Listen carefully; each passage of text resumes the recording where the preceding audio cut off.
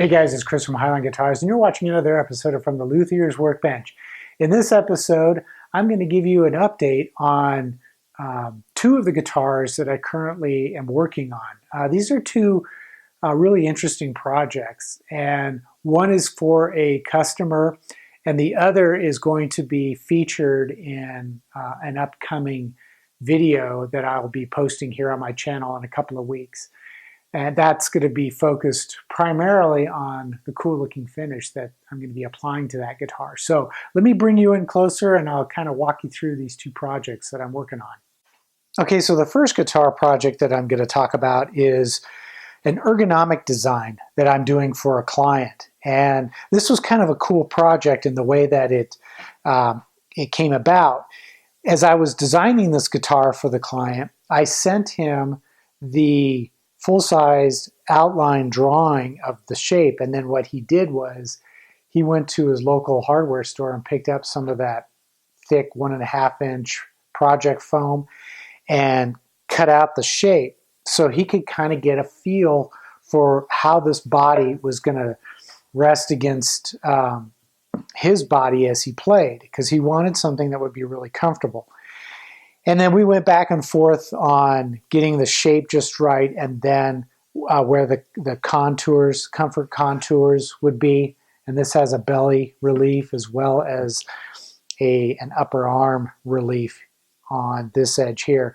And then I just did a slight round over here at the bottom so that when you rest the guitar on your leg, that round over isn't so excessive that it causes the guitar to slide too much. This will help it dig in a little bit better.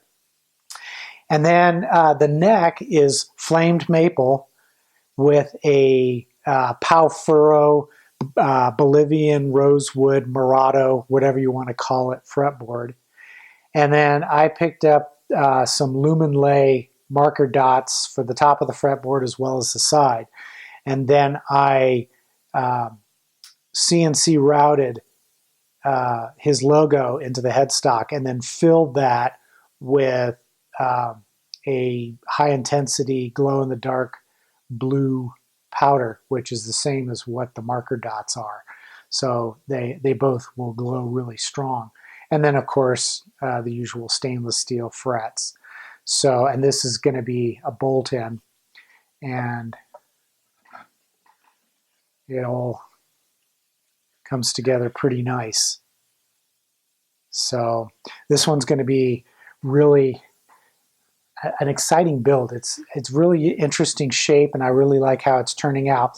So far what I've done is I have wet sanded Danish oil into both the body and the neck, and I'm currently letting that dry. And then once it's dry, I'm going to put a satin varnish over the top so it'll have a little bit of depth to it. Now the most interesting part of this build was the component selection. And what my client wanted was a vintage copper finish. And I found that the folks at Schaller in Germany sell a whole bunch of their components with that vintage copper finish to it. And so I ordered a bunch of stuff from them, pickup rings, the covers, all the tuners are done in that same finish. Even the S-Lock strap buttons are the same finish. And the challenge here was with regard to the jack plate. And we had designed a couple of different approaches for doing the input jack. But what we felt was going to work best for his situation is a Fender style boat jack. The problem is they're all either black, chrome, or gold. I can't find, I had some difficulty finding a finish that would match this, and I was really worried that if it didn't match, it was going to stand out and look really ridiculous. But then as luck would have it, I found a supplier who sells that same kind of finish for a Fender jack. So all these components will have the same basic look. And as it turns out, the guy that I bought this from he's located in the same city in Germany where Schaller is located. And even though I had to order everything from Germany, I was surprised at how fast it got here. It was only, like a week or two before all the parts had arrived. And that's nice because it didn't cause too much of a delay. And then for the neck bolts, I thought I was going to have to use like a black ferrule and black machine bolts. But I happened to be at Home Depot, and they have these furniture fasteners. And it works perfectly. And they fit down in there nicely, and all that hardware is going to match. So that's pretty cool. And this, of course, is the back side of the guitar with the belly relief. And then I've got a slight round over here at the front just for comfort. And then the cavity covers are flamed maple, as you can see.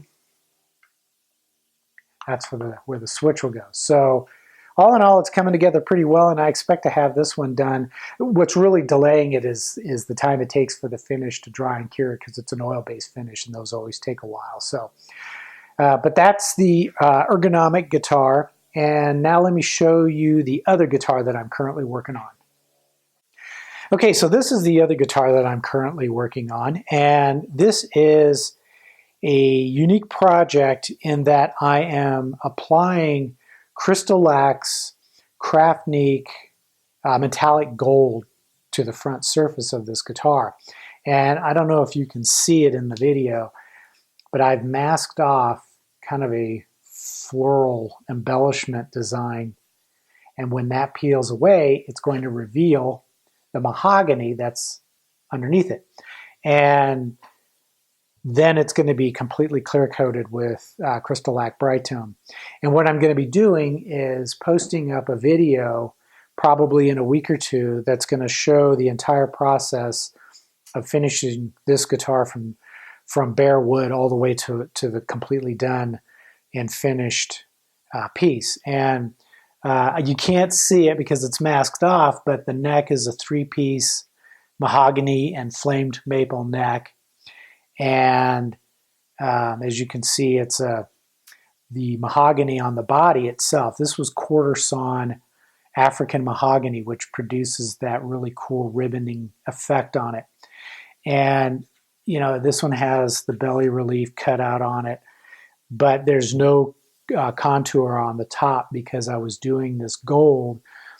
And with this design that's going to be knocked out of it, trying to do it with a carved top would have been a little bit more of a challenge than I wanted to do for this particular build. So not that it's impossible, it's just that for this one I didn't really want to go there with it. But this one is going to feature all chrome hardware, hip shop bridge, my own custom wound pickups, and Bourne's pots, switchcraft switch, all that good stuff. The fretboard is that Palfuro Murado Bolivian rosewood, just like I showed you on the other guitar earlier. And so there you have it. That's guitar number 2. And those are the 2 that I wanted to show you that I'm currently working on because I think that they have the most interest.